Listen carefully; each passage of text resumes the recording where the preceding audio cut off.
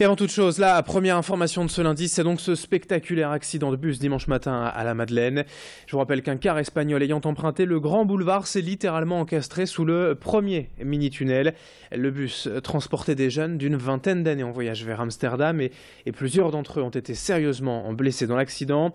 Transportés en urgence au CHR de Lille, leur état a depuis été stabilisé et n'inspire plus d'inquiétude. Quant aux premières explications fournies par le conducteur du bus, il a simplement expliqué avoir suivi son GPS et ne pas avoir vu les panneaux d'avertissement. Sachez qu'il a passé la nuit en garde à vue et devrait être déféré au parquet cet après-midi. Mais ce nouvel accident dans les mini-tunnels pose sérieusement la question de la sécurité de cet axe. Le bilan aurait pu être beaucoup plus lourd et il faut maintenant savoir comment prévenir réellement de tels accidents. Le Grand Boulevard est aujourd'hui en compétence partagée entre la commune de la Madeleine, la Melle et le département du Nord, d'où une évidente lenteur et inefficacité administrative quand il s'agit d'agir et de rénover. Écoutez donc le directeur de cabinet adjoint du président du conseil départemental du Nord, David Hugo. Il propose quelques pistes et solutions. Pour lui, l'important, c'est la concertation. Essayons de voir dans quelle mesure on peut essayer d'avoir une seule collectivité qui a une compétence globale sur l'ensemble du Grand Boulevard.